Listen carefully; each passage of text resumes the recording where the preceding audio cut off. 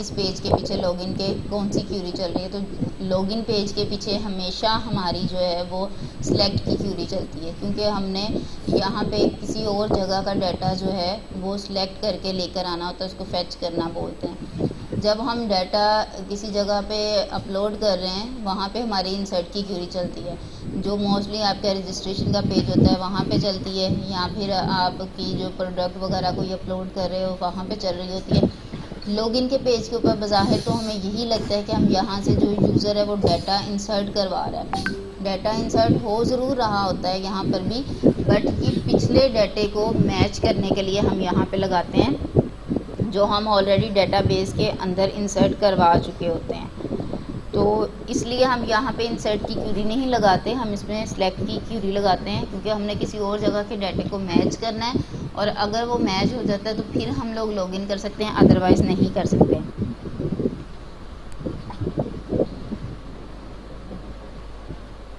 आपको मेरी आवाज़ नहीं आ रही?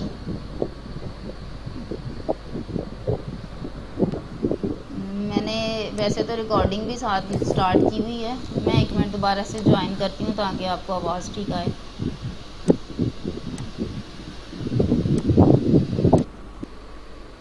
अच्छा जी, मैं रिकॉर्डिंग 1 मिनट बाद दोबारा स्टार्ट कर दूँ।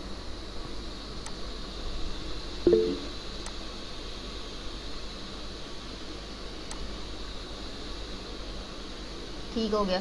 अच्छा, ये हमारा लॉगिन पेज है, ठीक है। तो लॉगिन पेज पे हम जो भी काम करते हैं उसके पीछे हमारी सिलेक्ट की क्यूरी चलती है, क्योंकि हमारा डाटा डेटाबेस में ऑलरेडी मौजूद होता है जो हमने इंसर्ट के पेज के साथ अपलोड किया होता है, या फिर हम किसी और फॉर्म के थ्रू डेटाबेस में जो है वो डाटा अपलोड कर चुके होते हैं, इंसर्ट कर चुके होते हैं। तो यहाँ पे जब भी हम लॉगिन करते हैं तो हम दो डाटा को मैच करवा रहे होते हैं, एक हमारे लॉगिन का डाटा जो यहाँ पे यूज़र लिख के और वो सबमिट करता है, दूसरा जो ऑलरेडी डेटाबेस में पड़ा होता है। उन दोनों को जब मैच कर किया जाता है, क्यूरी इसके पीछे चलती है, वो मैच करती है, अगर तो वो मैच हो जाए, वेरीफाई कर दे, तब जो है वो यूज़र लॉगिन हो जाता है। अदरवाइज़ क्या है जी, यूज़र लॉगिन नहीं हो पाता, ठीक है। और आपके पास एरर डिस्प्ले हो जाता है या एक अलर्ट डिस्प्ले हो जाता है कि आप जो है वो लॉगिन नहीं हो सके, आपका पासवर्ड या ईमेल रॉन्ग है। अच्छा, दूसरी चीज़ मैंने सबसे पहले स्टार्ट में आपको बताया कि आपकी जो सुपरवाइज़र हैं आपके प्रोजेक्ट की, वो ज़्यादातर फोकस करती हैं फंक्शनैलिटी पर। उन्होंने जब आपका वाइवा लेना है, आपका सबसे पहले वो प्रोजेक्ट रन करवाएंगी। अगर तो आपने ऑलरेडी इसको रन किया हुआ होगा तो वो आपसे ये सारे फंक्शंस परफॉर्म करवाएंगी कि होम पे जाएं, ठीक है, आगे वाली जो टैब्स हैं उन पे कुछ किया है उस पे जाएं, या फिर आपने जो ये डिलीट एंट्री का है कुछ उसमें जाएं, मतलब जो ये हमने बनाई हुई चीज़ें उन पे लेके जाएंगी। मुझे आपकी आवाज़ बहुत कम आ रही है, शोर ज़्यादा आ रहा है, समझ नहीं आ रही बात की। मैसेज कर दें मुझे ताकि ना मैं उधर से देख के आपको बता दूं क्या कह रहे हैं। अच्छा, आपकी सुपरवाइज़र ये सारी फंक्शनैलिटी परफॉर्म करवाएंगी, आपसे एक एक चीज़ ओपन करवा के देखेंगी, और जब वो चीज़ ओपन हो जाएगी, ठीक है, फिर उसके बाद वो आपसे जो है ना वो इसमें थोड़ी बहुत चेंजिंग करवाएंगी।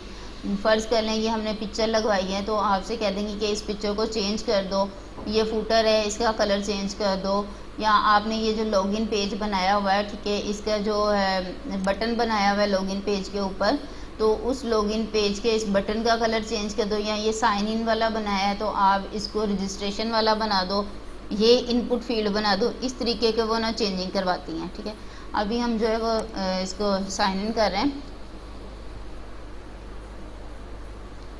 81 पे एरर डेटाबेस आपने इसमें की है।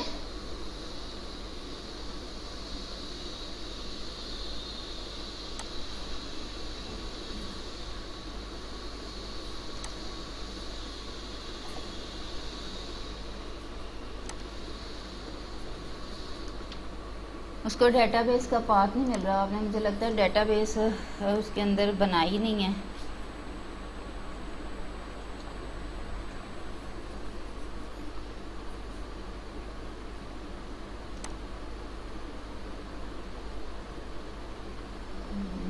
डायरेक्टरी इसकी क्यों नहीं सही आ रही। PHP के साथ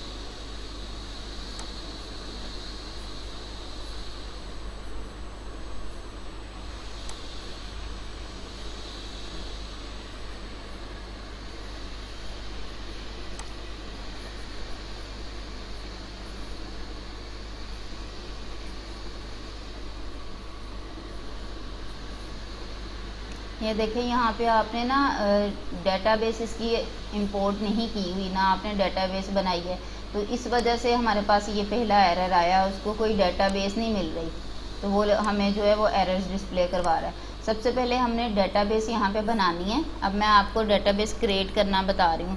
न्यू पे क्लिक करेंगे हम, ठीक है, तो हमारे पास यहाँ पे आ जाएगा कि डेटाबेस क्रिएट करनी है। बाज़ औक़ात सुपरवाइज़र आपको डेटाबेस बनाने का भी कह देते हैं और ये भी कह देते हैं कि डेटाबेस में एक टेबल भी बनाओ।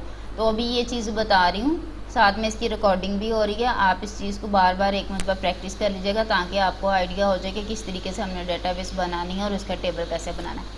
अच्छा, अब यहाँ पे हम डेटाबेस अपनी बना रहे हैं, तो हमारे पास जो एरर आया था मैं उसी को देख के आपकी एक डेटाबेस बना देती हूँ।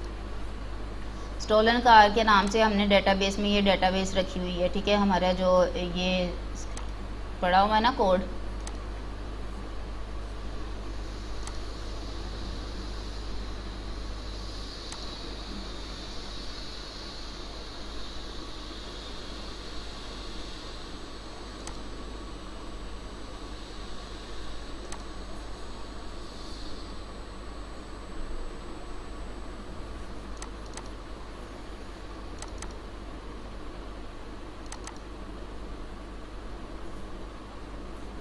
ये हमारा फ़ोल्डर है पूरा, ठीक है, कंप्लीट फ़ोल्डर ओपन करना होता है और इसके अंदर जो है डेटाबेस हमारी बनी हुई है, ये पड़ी है डेटाबेस और डेटाबेस का नाम स्टोलन कार है, तो इसी के नाम से मैंने जो है वो आपकी डेटाबेस क्रिएट की हुई है।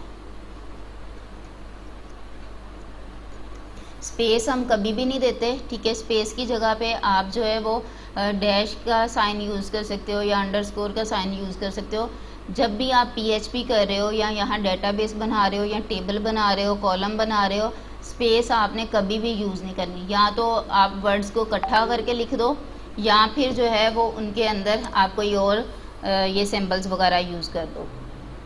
अच्छा, ये हमारी डेटाबेस क्रिएट हो गई, ये देखें स्टोलन कार के साथ नाम से। अब जो है हमने अपनी ये मतलब डेटाबेस ऑलरेडी हमारी बनी हुई है, ये कोडिंग जो हमने की हुई, क्योंकि ये मैंने अपने पास की हुई थी, तो इस वजह से मैं सिर्फ इसको इंपोर्ट करूँगी। अगर ये मेरे पास ना बनी होती तो फिर मैं टेबल बनाती, इसका सारा कुछ करती। तो अब ये मैं इंपोर्ट कर रही हूँ। यहाँ से फ़ाइल में हम जाएँगे और डेटाबेस हमारी जहाँ पड़ी है वहाँ से इसको इम्पोर्ट कर देंगे फ़ाइल को। अच्छा जी, इसमें जाना है, जैम में गए, htdocs, और उसके बाद हमारे ये स्टोलन कार के अंदर एक अलग मैंने फ़ोल्डर बनाया हुआ है।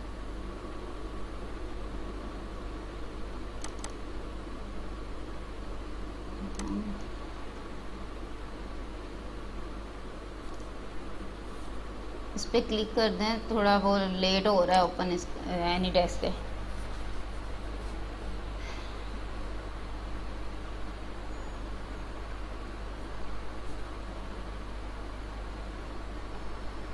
ठीक है, ये अब डेटाबेस का फ़ोल्डर भी ओपन करते हैं।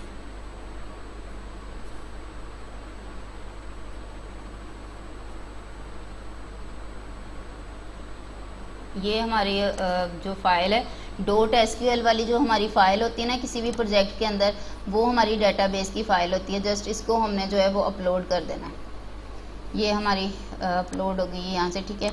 और नीचे यहाँ पे या तो गो लिखा हुआ आ रहा होता है,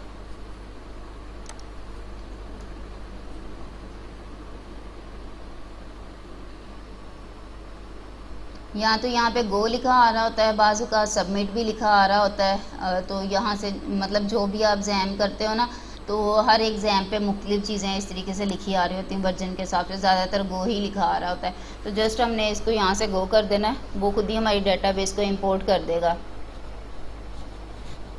जब ये पूरी फाइल जो आपकी इस तरीके से लाइंस ग्रीन कलर में आना शुरू हो जाती हैं और साथ में ये क्लिक आपको मिल रहा है राइट, जो ये गुड का क्लिक दिया हुआ है उसने सिंबल, तो इसका मतलब है कि आपकी डेटाबेस कम्प्लीटली इंपोर्ट हो गई है। उसके ये सारे फ़ोल्डर्स यहाँ पे आ रहे हैं। मैं दोबारा इस पेज को रिफ़्रेश कर देती हूँ। अच्छा, ये रिफ़्रेश हो गया।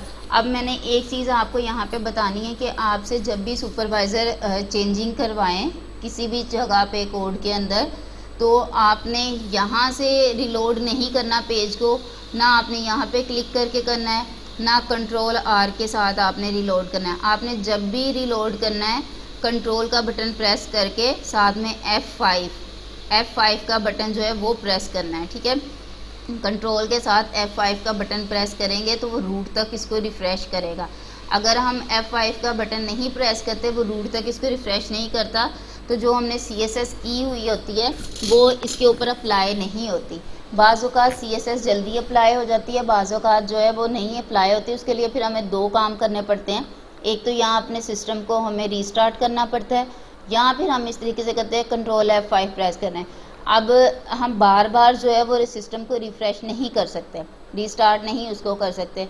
कितनी मरतबा हम करेंगे, एक मरतबा हो गया, दो मरतबा हो गया, हम एक एक लाइन का कोड लिखने के बाद उसको चेक करने के लिए हर बार तो रीस्टार्ट नहीं करते। तो इस वजह से इसका जो हमने सोल्यूशन निकाला हुआ है वो यही है, कंट्रोल F5 करें तो ये हर चीज़ आपकी रूट तक रिफ़्रेश कर देता है, और आपका जो भी कोड आपने नया लिखा होता है, CSS की होती है, वो उस जगह पे अप्लाई हो जाती है। अगर ज़्यादा मसला है मतलब इससे भी ना हो तो फिर मजबूरन हमें जो है वो लैपटॉप रीस्टार्ट करना पड़ता है। अदरवाइज़ इस तरीके से हमारा जो है CSS अप्लाई हो जाती है। ये चीज़ आप लाजमी माइंड में रखिएगा, क्योंकि मोस्टली स्टूडेंट जब वहाँ पे कोड तो लिख देते हैं और रिफ़्रेश करते हैं पेज, तो वो वहाँ पे डिस्प्ले नहीं होती जो भी उसने फंक्शनैलिटी CSS के थ्रू की हुई होती है, क्योंकि उन लोगों को ये छोटी सी टिप नहीं पता। तो ये लाजमी आपने इस चीज़ पे ध्यान करना है, और इसकी प्रैक्टिस आपने लाजमी करनी है जिस दिन वाइवा हो, ताकि आपको याद रहे। अच्छा, अब मैंने सिलेक्ट का आपको बता दिया। हम ये इसको लॉगिन करना है, और इसमें अभी भी कोई इशू आया है, चेक करना पड़ेगा मुझे। पहले मैं देखूँ उसके एडमिन में क्या पासवर्ड दिया है आपने।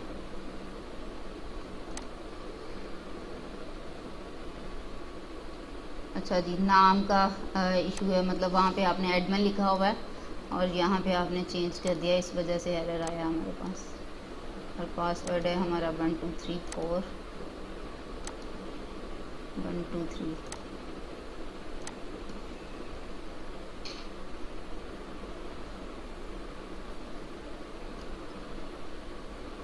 एक मिनट, सॉरी, मैं एडमिन वाला चेक कर रही थी और वो दूसरा यूज़र वाले में। यूज़र ID 1 और CNSE नंबर देना था हमने अपना, इस नंबर के साथ हमारा रिफर होना है लॉगिन।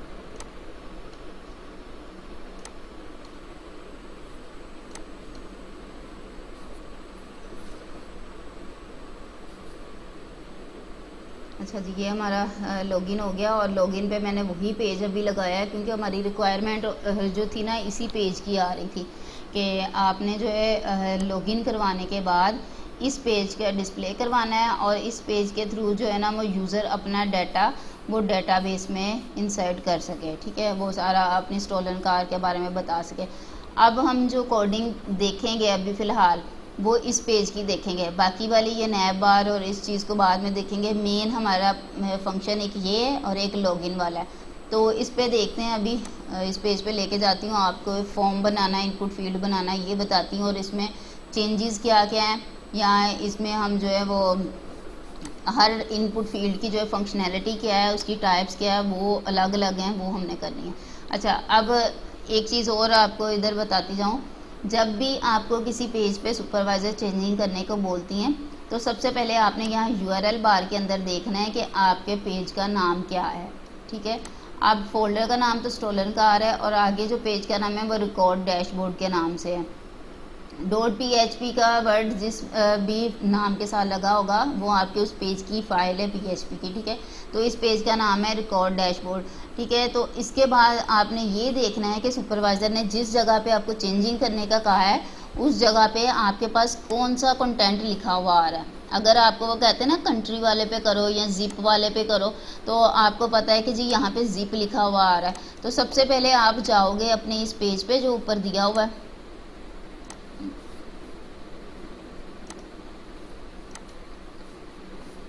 यहाँ पे हम जाएंगे अपने फ़ाइल के अंदर, ठीक है। और उन्होंने ज़िप वाले का हमें बोला है, तो यहाँ पे आपको ये मतलब नाम लिखे हुए डिस्प्ले हो रहे हैं।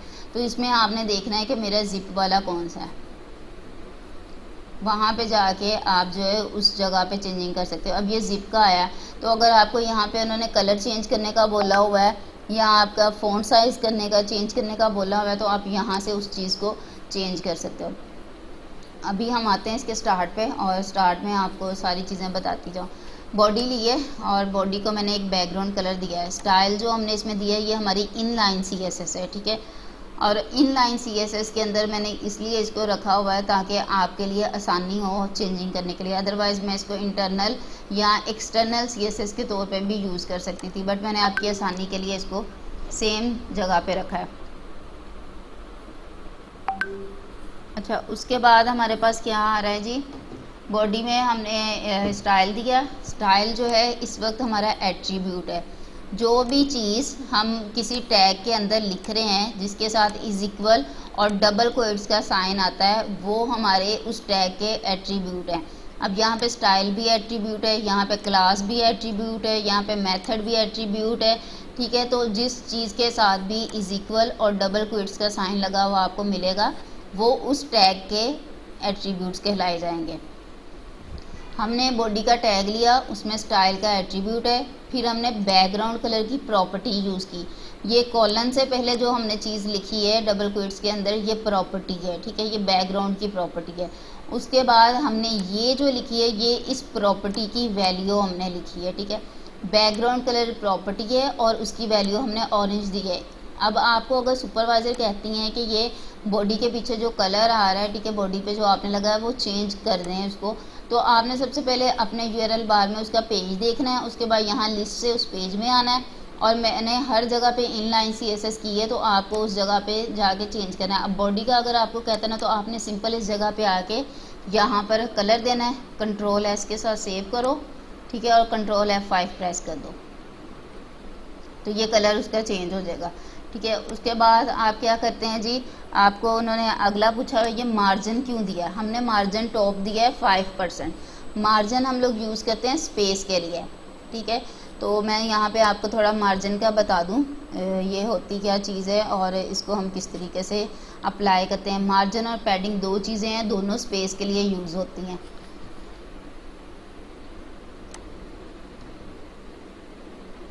अच्छा, ये हमारे पास ना एक बॉक्स है, ठीक है, और मैंने इस बॉक्स के अंदर ना कुछ कंटेंट लिखा हुआ है। ये मैंने कंटेंट लिख दिया है, इसको थोड़ा सा मैं जूम कर देती हूँ।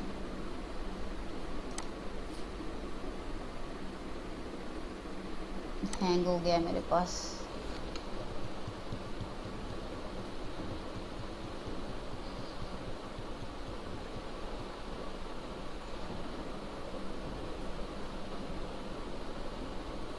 खैर छोड़े, नहीं हो रहा है ये तो। अच्छा, ये मेरे पास एक मतलब बॉर्डर बना हुआ है, उसका कंटेंट है, ठीक है, और उसके अंदर हमने ये कंटेंट लिखा हुआ है। कुछ भी ये मैं उसका लिखा हुआ कुछ भी मतलब आप लिख सकते हैं, मैं सिर्फ ये समझाने के लिए आपको लिख रही हूँ। लिखना कुछ भी नहीं था, बस ये समझाने के लिए लिख रही हूँ कि पैडिंग और मार्जिन हमारा क्या होता है। अच्छा, अब ये कॉन्सेप्ट आपका क्लियर करने के लिए ये एक फ़ाइल बना रही हूँ, इसको बेशक यही लिखा रहने दें। ये बॉक्स है हमारा, उसके अंदर हमने ये अपना कंटेंट लिखा हुआ है। अब मैं चाह रही हूँ कि मैं इसकी पैडिंग स्पेसिंग भी दूँ और इसका मार्जिन स्पेसिंग भी दूँ। अब जो पैडिंग स्पेसिंग है ना, स्पेस तो मार्जिन के साथ भी आ रही है और पैडिंग के साथ भी आ रही है। इनकी जो प्रॉपर्टीज़ है ना वो लेफ़्ट राइट अप और डाउन दोनों की यही है। पैडिंग जो है वो लेफ़्ट राइट अप डाउन भी है और मार्जिन भी लेफ़्ट राइट अप डाउन है। अच्छा, अब मैंने पैडिंग सबसे पहले यूज़ कर रही हूँ, तो हमारी जो पैडिंग है ना वो क्या करेगी, ये कंटेंट है जो इस कंटेंट के इर्द गिर्द के एरिए को वो स्पेस देगी। ये सारा है इतने एरिए को, मतलब वो जो हम भी लेफ़्ट करेंगे तो ये इधर से इस तरफ को हो जाएगा, राइट करेंगे तो इस तरफ हो जाएगा, अप करेंगे टॉप करेंगे तो ये नीचे की तरफ आ जाएगा, डाउन करेंगे तो इस बॉटम करेंगे तो ये ऊपर की तरफ को चला जाएगा। अच्छा, ये चीज़ होगी इसकी। और जो मार्जिन है, मार्जिन क्या करेगा, वो आपके इस बॉर्डर को और आपके इस बॉर्डर के अंदर मौजूद इस स्पेसिंग को जो कंटेंट के इर्द दी है और इस कंटेंट को, इन सब को वो स्पेस देगा और वो इस तरीके से ऊपर की तरफ लेके जाएगा, नीचे की तरफ लेके जाएगा, राइट साइड पे लेके जाएगा या लेफ़्ट साइड पे लेके जाएगा। मतलब वो आपके इस पूरे एरिए को जो है वो स्पेसिंग जिसने देनी है वो हमारा मार्जिन देगा, और जो कंटेंट के इर्द गिर्द स्पेसिंग दी जा रही है वो हमारी पैडिंग देगी। ठीक है, मेरे ख्याल में ये शायद आपका कॉन्सेप्ट अब क्लियर हो जाए, और इसको मैं करके भी अप्लाई दिखाती हूँ अभी। अभी ये देखें हमारा जो फॉर्म है ये इतना, मतलब इसका मार्जिन है ऊपर से नीचे की तरफ इतना है। तो मैं यहाँ से इसका मार्जिन थोड़ा सा टॉप जो हमने रखा है ना, इसकी वैल्यू थोड़ी बढ़ा रही हूँ। 15% मैंने की है और मैं इसको रिफ़्रेश कर रही हूँ। तो ये देखें मज़ीद और नीचे की तरफ आ गया। हालांकि हमने दिया टॉप है लेकिन ये नीचे की तरफ आ रहा है, बॉटम की तरफ। तो इसमें ये मार्जिन पैडिंग और टॉप के अंदर ना, ये मतलब आप मार्जिन और पैडिंग के अंदर टॉप ले लो, बॉटम ले लो, लेफ़्ट ले लो, राइट ले लो, ये एक दूसरे के उल्टा चलेंगे। अगर आप टॉप कर रहे हो ना तो वो बॉटम की तरफ आएगा, अगर आप बॉटम कर रहे हो ना तो वो टॉप की तरफ जाएगा, अगर आप लेफ़्ट कर रहे हो तो वो राइट की तरफ जाएगा, अगर राइट कर रहे हो तो वो लेफ़्ट की तरफ जाएगा। तो इसमें ना उल्टी चीज़ें ये चलती हैं। अच्छा, ये तो हमारा हो गया मार्जिन का कॉन्सेप्ट, और ये हमने जो प्रॉपर्टी बॉर्डर बैकग्राउंड कलर की यूज़ की वो भी मैंने बता दी। अब बात करते हैं हम डिव की। डिव हमारी क्या चीज़ है, ठीक है। डिव एक कंटेनर है हमारा, ये हमने क्लास भी इसकी कंटेनर बनाई, ये बूटस्ट्रैप की क्लास है। लेकिन डिव जो है ना ये भी कंटेनर के तौर पे काम करता है। इसका काम क्या है कि इसने आपके लिए ना किसी भी जगह क्या, ये फ़र्ज़ करें आपकी एक वेबसाइट बनी हुई है, ठीक है, और जो डिव है ना उसने इस वेबसाइट में इतना एरिया आपके लिए मखसूस कर दिया। ये डिव हमने यहाँ से स्टार्ट की, ठीक है, और इसको यहाँ पे हमने क्लोज़ किया है। तो जब हम इसको क्लोज़ कर रहे हैं ना, तो जितने एरिया में हमने क्लोज़ किया उसने उतना एरिया आपके लिए सिलेक्ट कर दिया है कि आपने इस जगह पे काम करना है। अगली डिव मैं बना रही हूँ ना, तो वो मैंने यहाँ पे क्लोज़ किया, तो उसने इधर से लेके इतने एरिया तक आपको काम करके देना है। तो डिव को हम एज आ कंटेनर यूज़ करते हैं, ठीक है, मतलब आपके लिए एक स्पेसिफिक एरिया ये सिलेक्ट कर लेता है जिसकी मदद से आप उस एरिया में काम करते हो। जिस तरीके से अभी ये डिव हमने कंटेनर की बनाई है, तो ये हमारे पास एक कंटेनर बना हुआ है, ठीक है, ये वाला सारा कंटेनर, ये वाइट एरिया जितना भी आ रहा है ये हमारा कंटेनर है। अब बात करते हैं हम कंटेनर की, ठीक है। कंटेनर हमारे दो होते हैं, एक है कंटेनर और दूसरा है कंटेनर फ्लोर। जो है कंटेनर वो आपके ये सेंटर में रहता है, ये साइड वाला उसने एरिया खाली छोड़ा है, रेड वाला एरिया दोनों साइडों से उसने खाली छोड़ा है, दरमियान से उसने काम किया है। लेकिन जो कंटेनर फ्लोर है ना, वो भी आपको करके दिखाऊं, वो क्या करता है, वो सारी साइडों वाली भी जगह लेता है, ठीक है, ये साइडों वाली भी उसने मज़ीद जगह ले रही। अब हमने तो इसको कंटेनर को जो है इतनी जगह दी हुई है जितनी उसने उतनी उस हिसाब से हमें बना के दिया है कंटेनर। हमने इसके ऊपर CSS अप्लाई की हुई है, इस वजह से ये हमें ज़्यादा स्पेस नहीं देगा। अदरवाइज़ जो कंटेनर फ्लोर्ड होता है वो पूरा मतलब लेफ़्ट से राइट तक पूरी जगह पे यहाँ पे आ रहा होता है, और जो कंटेनर होता है वो सिर्फ सेंटर वाले एरिया में रहता है। उसके बाद क्या है जी, उसके बाद हम अगली एक डिव ले रहे हैं, ठीक है, और उस डिव के अंदर फिर से हम क्लास बना रहे हैं, और वो क्लास बनाते हैं रो की, ठीक है, मतलब कंटेनर के बाद एक रो बनी है और उस क्लास को हम एक मज़ीद नई क्लास दे रहे हैं टेक्स्ट सेंटर की।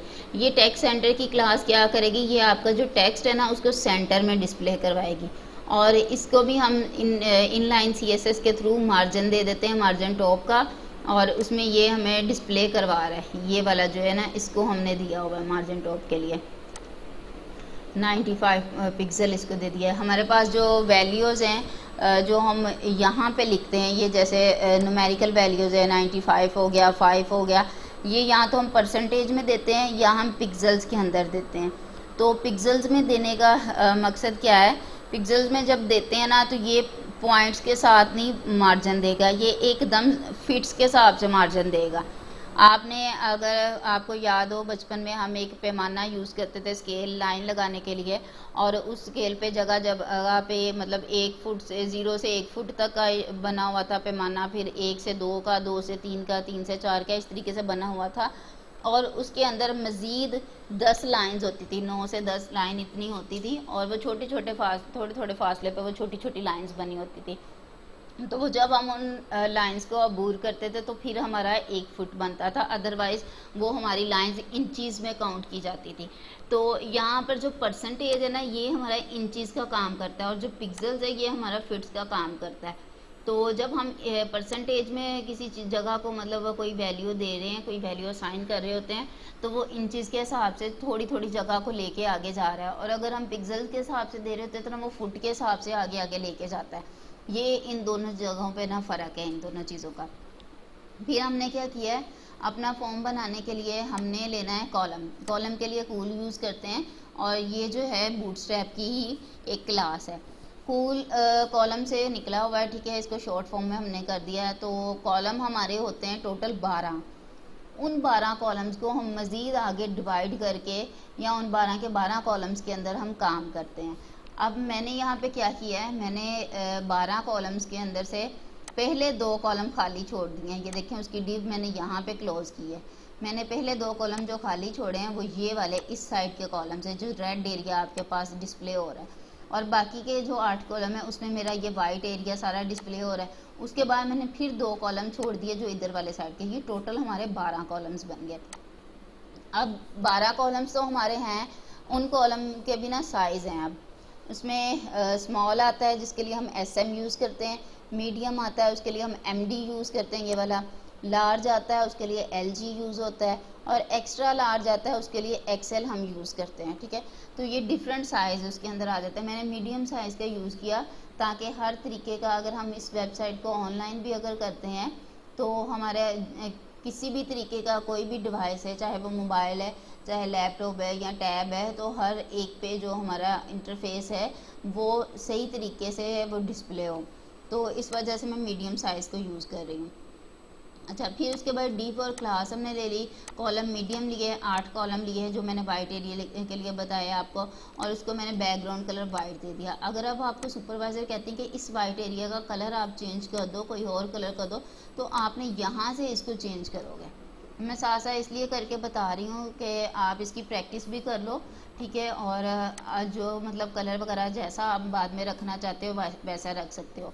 अब देखें, मैंने यहाँ पे कलर तो उसका लगा दिया, कलर चेंज हो गया, ठीक है। अब लेकिन जो इसके ऊपर मैंने कंटेंट लिखा है अब वो भी ब्लैक कलर का आ रहा है। ब्लैक कलर में इसलिए आ रहा है क्योंकि बाय डिफ़ॉल्ट जो कलर होता है वो ब्लैक कलर ही होता है इसमें। तो अब इसको मुझे चेंज करना पड़ेगा। अब इसको अगर हम चेंज करें ना, तो जहाँ जहाँ पे मैंने कंटेंट लिखा है, जैसे अब ये वाला लिखा है, तो मुझे यहाँ पे इसको स्टाइल का एट्रीब्यूट देना है। ये देखिए, जब हम इसमें लिख रहे हैं ना, ये साथ में बता रहा है कि ये आपका एट्रीब्यूट है।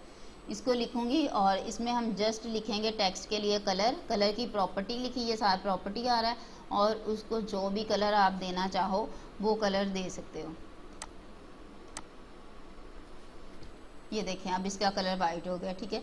तो ये आप पे डिपेंड करता है आप इसको किस कलर में रखना चाहते हो, कौन सा कलर देना चाहते हो, ठीक है। मैंने इस चीज़ को बताना था ताकि आपका माइंड में हो कि सुपरवाइज़र अगर चेंज भी करवाती है तो आप कलर कहाँ से चेंज करोगे, और ये बैकग्राउंड कलर अगर चेंज कर देते हो तो टेक्स्ट का कलर कहाँ से चेंज होगा।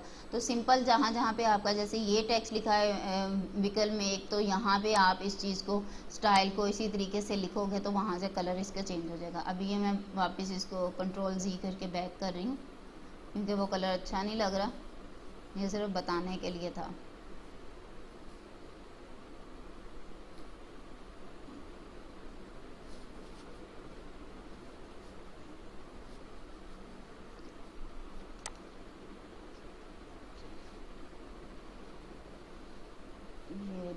ये हो गया, ठीक है।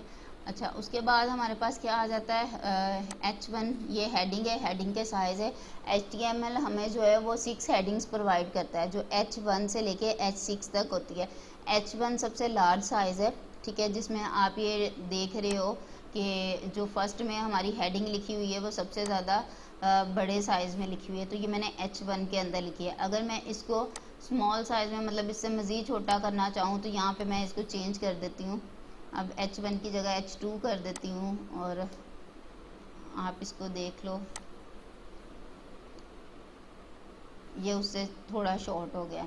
तो इस तरीके से हम 6 साइज़ जो है वो इसके यूज़ कर सकते हैं। सॉरी, इसमें लिखा नहीं, 6 साइज़ जो है वो हम इसके यूज़ कर सकते हैं। तो हमें ये HTML प्रोवाइड करता है हेडिंग के लिए साइजिंग, तो ये आप पे डिपेंड करता है कि आप इसमें कौन सा साइज़ यूज़ करना चाहते हो हेडिंग के अंदर। अच्छा, फिर हमारे पास मोस्ट इम्पॉर्टेंट चीज़ आ जाती है फॉर्म, क्योंकि इस फॉर्म के टैग के साथ हम जो है वो सारा कंप्लीट फॉर्म बनाते हैं जिसके अंदर हमारी इनपुट फील्ड्स बनती है, और इसके अंदर जो मोस्ट इम्पॉर्टेंट चीज़ आती है वो मेथड है। ये हम यूज़ करते हैं अपने PHP के लिए, ठीक है। मेथड हमारे जो हैं वो 2 तरह के होते हैं। एक होता है पोस्ट का मेथड और एक होता है गेट मेथड। अब अगर हम यहाँ पे पोस्ट का मेथड कर रहे हैं, ठीक है, तो पोस्ट का मेथड क्या करता है कि हमने इस सिस्टम के अंदर यहाँ पे इनपुट फील्ड्स में जो भी चीज़ लिखी है, जो भी डाटा लिखा है, वो उस मेथड के वजह से वो सिक्योर रहता है, वो किसी और को डिस्प्ले नहीं होता। और अगर हम उसकी जगह गेट का मेथड यूज़ करते हैं तो हमने यहाँ पे जो कुछ भी लिख के उसको एंटर किया हो तो वो यहाँ पे हमें डिस्प्ले होता है, ठीक है, यूआरएल बार के अंदर वो उसको डिस्प्ले करता है। और उसको डिस्प्ले करने के साथ वो वहाँ पे परसेंटेज का साइन, क्वेश्चन मार्क का साइन, इज इक्वल का साइन, एंड का साइन, डॉलर साइन, ये मतलब इस तरीके के बहुत सारे साइंस जो है वो सिंबल्स दिखा रहा होता है। तो गेट का मेथड हमारे लिए सिक्योर नहीं होता, उसमें प्राइवेसी नहीं होती, जबकि पोस्ट के मेथड के अंदर प्राइवेसी होती है, वो सिक्योर होता है।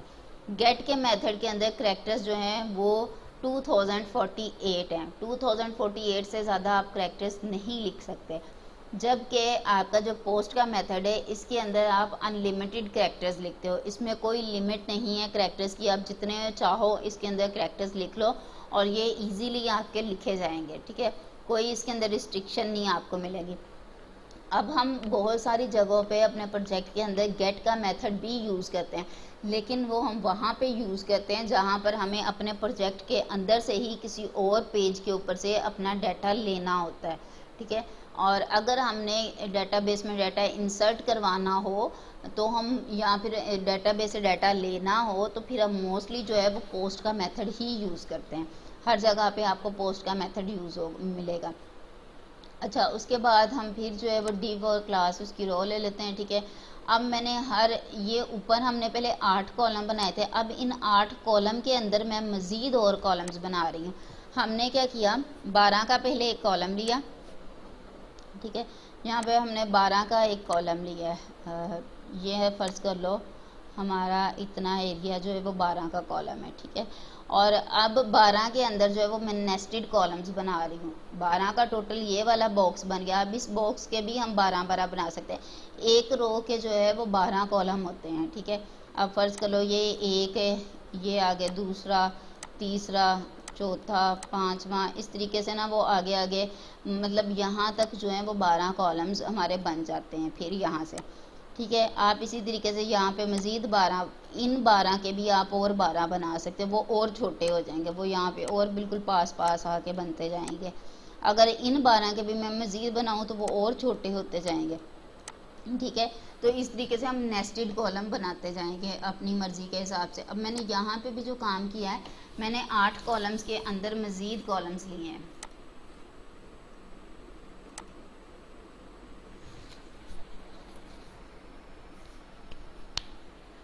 ये सब लाइन में ओपन करने हैं, हो नहीं रहा, मैं क्लिक भी कर रही हूँ लेकिन ओपन नहीं हो रहा। अच्छा, ये मैंने मतलब 8 कॉलम जो लिए थे, 8 कॉलम के अंदर मैंने मज़ीद जो है वो 3 कॉलम ले लिए, ठीक है। और इन 3 कॉलम के साथ मैंने ये वाली इनपुट फील्ड बनाई है। अब अगर मैं चाहूँ तो मैं इस 3 कॉलम के भी 8 के कॉलम बना सकती हूँ, ठीक है, यहाँ जो भी मतलब मुझे चाहिए हो।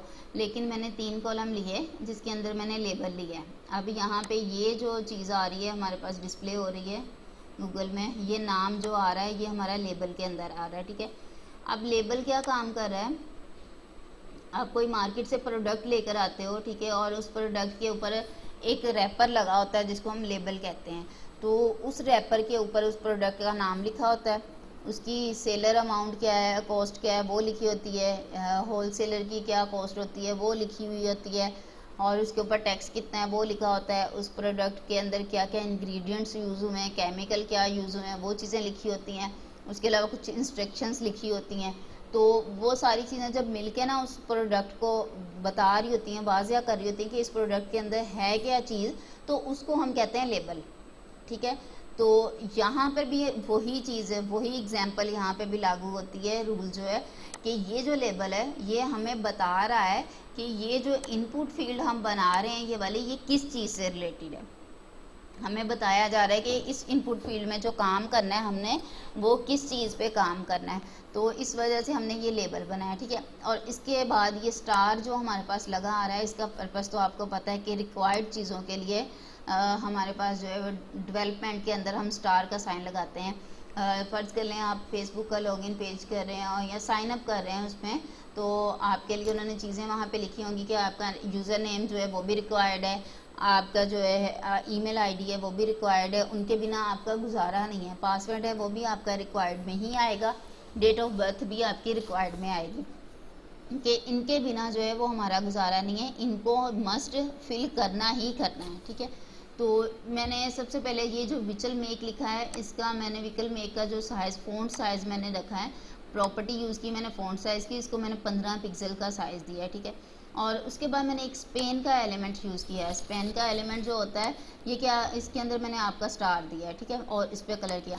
अब जो हमारा स्पेन का आर्टिकल है ना, ये टैग है, सॉरी, जो स्पेन का टैग है ये क्या है जी, इसकी अपनी कोई फंक्शनैलिटी नहीं है, ये हमारा इनलाइन टैग है।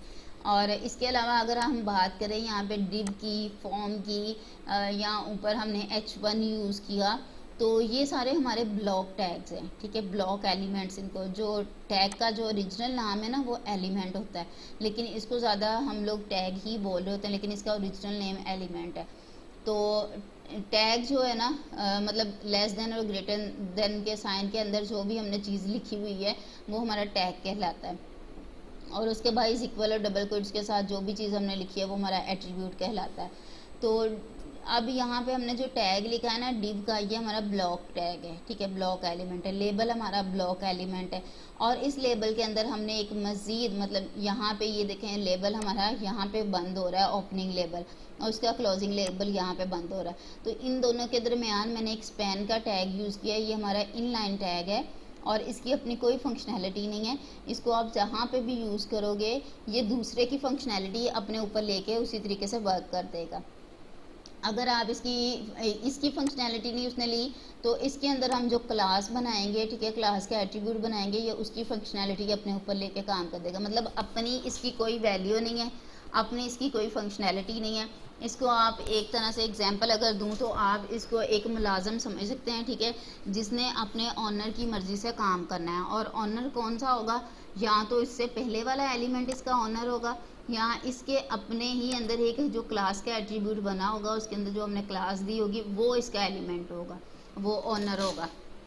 तो ये दूसरे बंदे के अंडर जो चीज़ काम कर रही है वो हमारे इनलाइन एलिमेंट्स कहलाते हैं, ठीक है। और इसके अंदर मैंने स्टार दिया है और स्टार को मैंने कलर जो है वो रेड दे दिया है, तो हमारा वो रिक्वायर्ड का बन गया, ठीक है।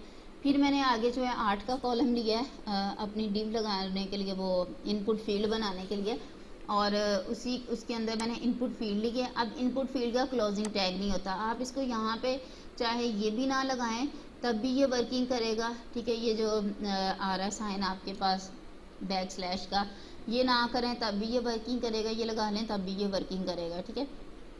हम चूँकि बैक स्लैश उस एलिमेंट के साथ, उस टैग के साथ लगाते हैं जिसको हमने क्लोज करना होता है, और इनपुट टैग का जो है वो क्लोजिंग टैग नहीं होता। जैसे ये डिव को हमने क्लोज किया हुआ है तो ये उसका बैक स्लैश लगाने से ये हमारा क्लोजिंग टैग बन गया हुआ है। तो अब ये मैंने इनपुट फील्ड बनाई, इनपुट फील्ड में दो चीज़ें हमारी मस्ट हैं, ठीक है, उनके बिना हमारा गुजारा किसी सूरत भी मुमकिन नहीं है। फर्स्ट जो चीज़ है वो टाइप है, और सेकंड जो है वो नेम है। नेम हमने यूज़ करना है, नेम के एट्रीब्यूट के अंदर जो भी हमने वैल्यू दी है ये हमने PHP में यूज़ करना है, ठीक है। और जो टाइप है, टाइप के अंदर जो भी हमने वैल्यू असाइन की होगी वो आपकी इनपुट फील्ड में वर्क करेगी। अब जैसे फर्स्ट वाले में हमने टेक्स्ट लिखा है तो यहाँ पे ये एज अ टेक्स्ट के तौर पे काम करेगी, ठीक है। और जो भी हमारी इनपुट फील्ड हम बनाते हैं बाय डिफ़ॉल्ट वो टेक्स्ट ही होती है, उसकी फंक्शनैलिटी हम बाद में बनाते हैं। अभी यहाँ पे ये टेक्स्ट है हमारी, ठीक है। आप देखो यहाँ पे कुछ भी लिखो वो इसको एक्सेप्ट कर रहा है, ठीक है। यहाँ पे कुछ भी आप लिखो वो इसको एक्सेप्ट कर रहा है। यहाँ पे भी मतलब हम अभी ये फ़िलहाल लिखते आ रहे हैं। अगर मैं यहाँ पे बात करूँ ना ये ईमेल की, ठीक है, तो ईमेल के अंदर मैंने कुछ भी लिखा, आगे मैं इसको ये चीज़ मैंने अगर .com लिख दिया, मैंने @ का साइन नहीं डाला और मैं एंटर करती हूँ, तो पहले तो मैंने ये ऊपर रिक्वायर्ड की फील्ड्स लगाई ना, तो वो मुझे कह रहा है कि आप जो है वो इनको सबसे पहले तो फिल करें। ये फ़िलहाल मैं डेमो एक फिल करती जा रही हूँ। ठीक है, कुछ भी मतलब मैं अभी फ़िलहाल ऐड कर रही हूँ।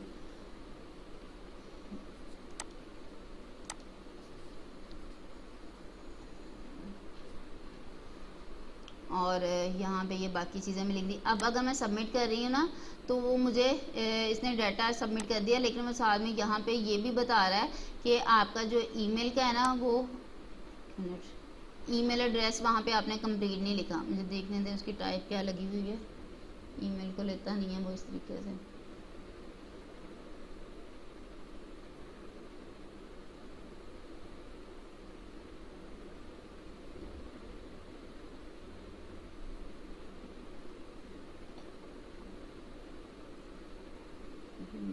अच्छा, इसकी टेक्स्ट ही लगी हुई है, इस वजह से उसने उसको एक्सेप्ट कर लिया। इसकी जगह पे हमने ईमेल लगाना है। ठीक है, तो जो भी मतलब आप जिस फील्ड की टाइप इनपुट फील्ड जिस चीज़ के लिए भी बना रहे हो उसकी टाइप में हम वही लिखेंगे। अगर हमारी ईमेल है तो उसमें ईमेल लिखेंगे, अगर हमारा पासवर्ड है तो उसके अंदर पासवर्ड लिखेंगे, अगर हमारा टेक्स्ट है तो उसके अंदर टेक्स्ट लिख देंगे। अब अगर यहाँ पे नीचे हमारे पास बटन आना है, चेक बॉक्स, यहाँ पे ये देखें टाइप मैंने चेक बॉक्स की बनाई है। तो हमारे पास ये जो चीज़ है, दोबारा वापस चलें उधर, क्या है,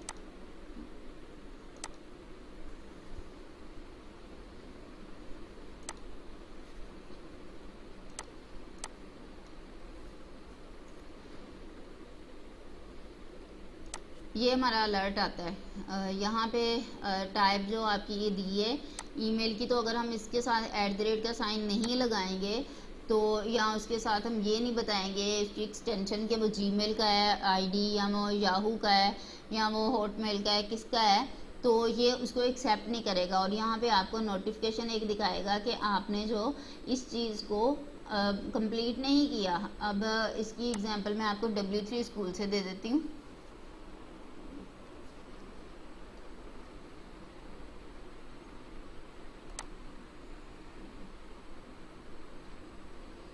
इसमें आपको सारी उसकी जो टाइप्स हैं वो पड़ी मिल जाएंगी, आपको पता भी चल जाएगा कि किस इसकी कौन सी टाइप है।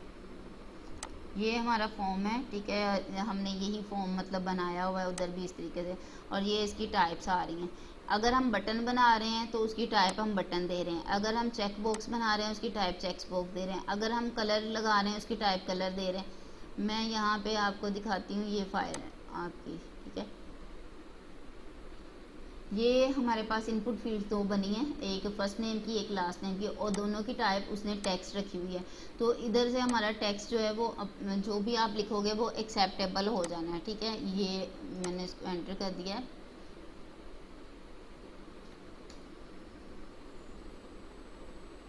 स्क्रीन रुक गई फिर से।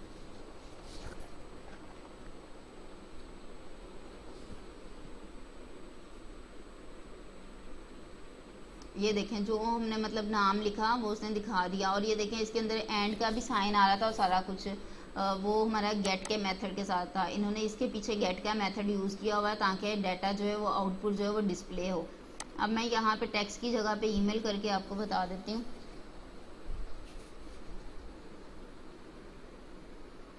यहाँ पे ईमेल लिख दें, स्क्रीन रुक जाती है एनी डेस्क की वजह से, तो वो फिर लिखा नहीं जाता। डबल कोट्स के अंदर जो है वो ईमेल लिख दें टाइप के साथ। नहीं नहीं, ये नहीं रिमूव करना, आईडी को वैसे ही रहने दें। यहाँ पे आईडी लिखें, हाँ जी बस ठीक है। इससे पहले जो है वो डबल कोट्स जो खाली टाइप के वहाँ पे ईमेल लिखना है। रन कर दें अब।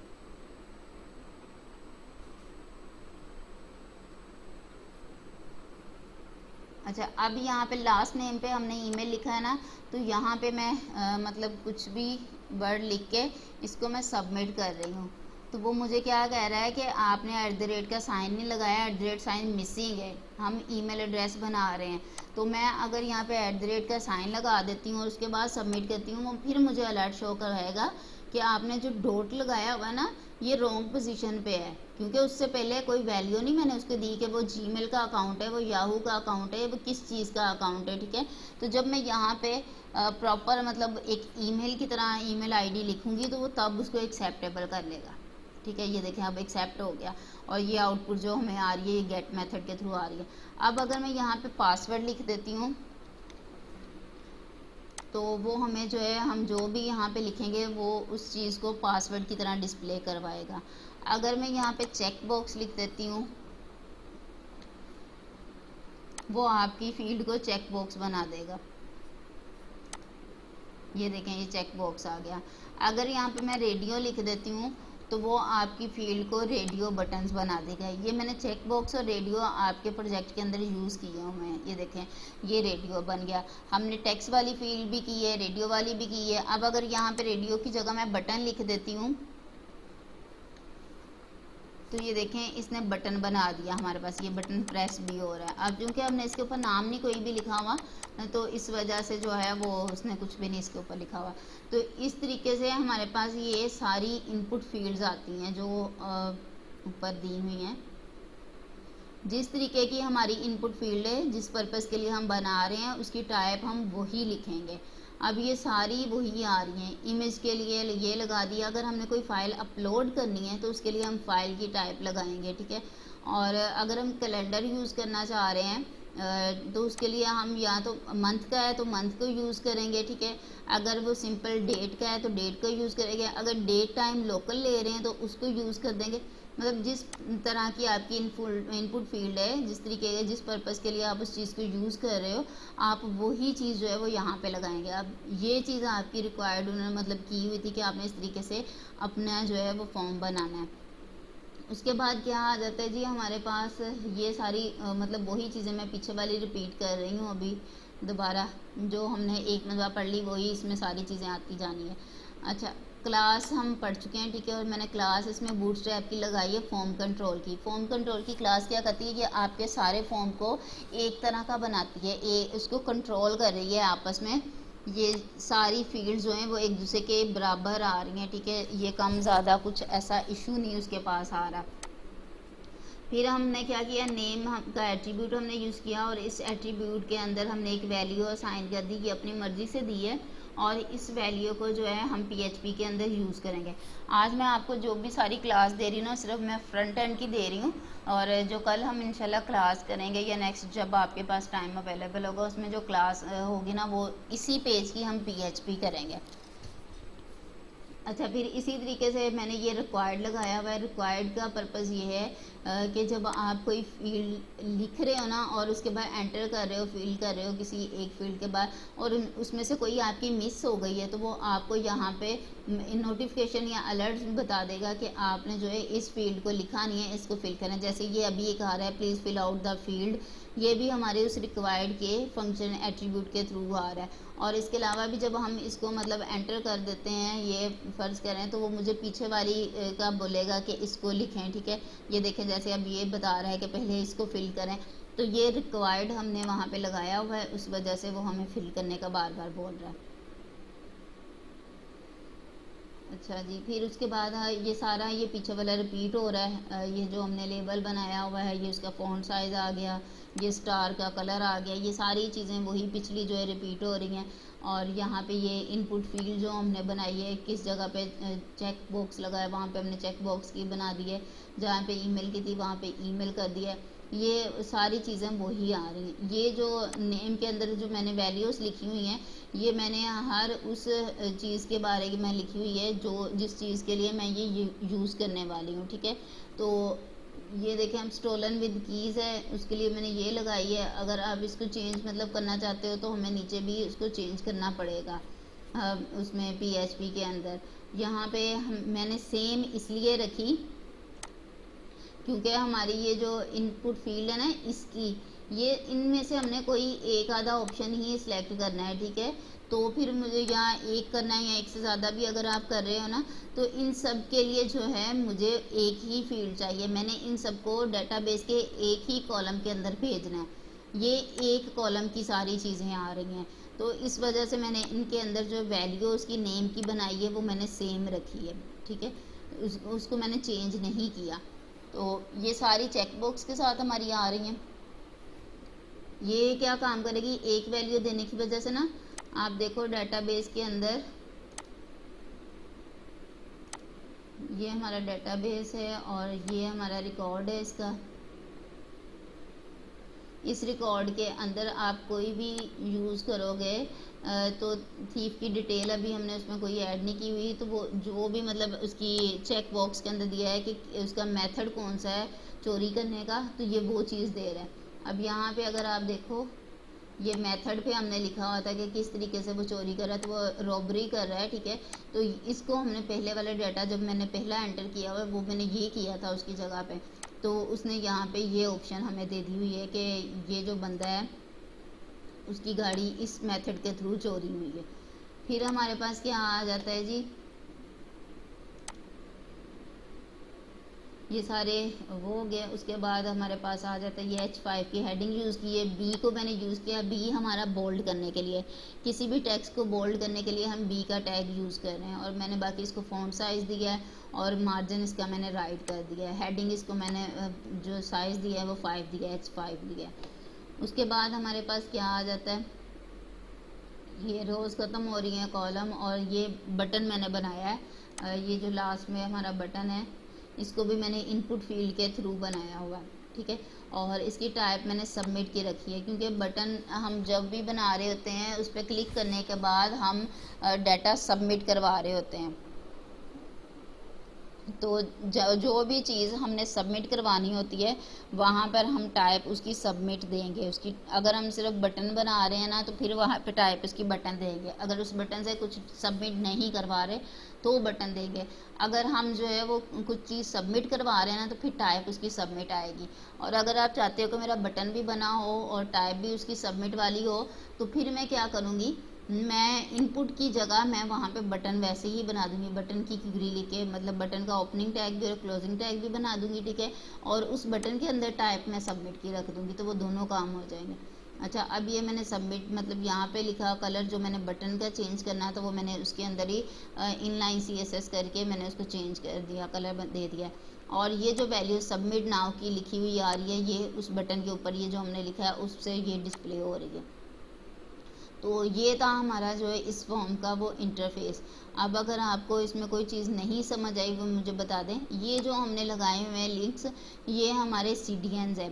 बूटस्ट्रैप यूज़ करने के लिए हम CDNs लगाते हैं। ये जावास्क्रिप्ट और jQuery के लगे हुए हैं, तो ये हमें नेट पे अवेलेबल मिलते हैं। ये उधर से ही लगाने होते हैं। इनको या तो हम नेट से लेके ऑनलाइन लगा देते हैं और फिर ऑनलाइन ही ये वर्क करते हैं।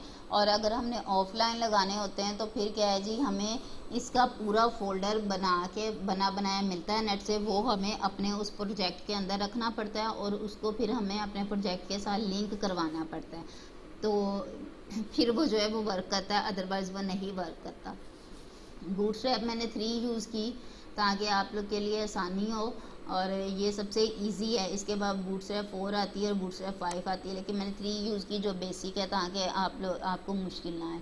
अब मुझे बता दें अगर इसमें से कोई चीज़ समझ नहीं आई तो मैं उसको दोबारा रिपीट कर दूं। अच्छा, ये BR का टैग है, इसको ब्रेक लाइन टैग बोलते हैं, ठीक है। ये क्या करता है, आप जिस तरीके से वर्ड की फाइल के अंदर कोई भी लाइन या पैराग्राफ लिखने के बाद एंटर प्रेस करते हो तो वो अगली लाइन पे आपको ले जाता है। तो ये जो BR का टैग है ये आपको कोडिंग के अंदर जो है अगली लाइन पे लेके जाने के लिए इस्तेमाल किया जाता है। हाँ जी, अब क्वेश्चन पूछ लें जो आपको समझ नहीं आ रही।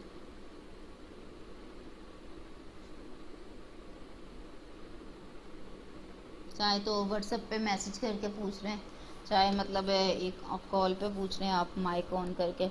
तो अगर समझ आ गई है तो फिर मुझे तब भी बता दें। कल फिर इंशाल्लाह ताला हम दूसरी क्लास, कल संडे है फिर परसों करेंगे।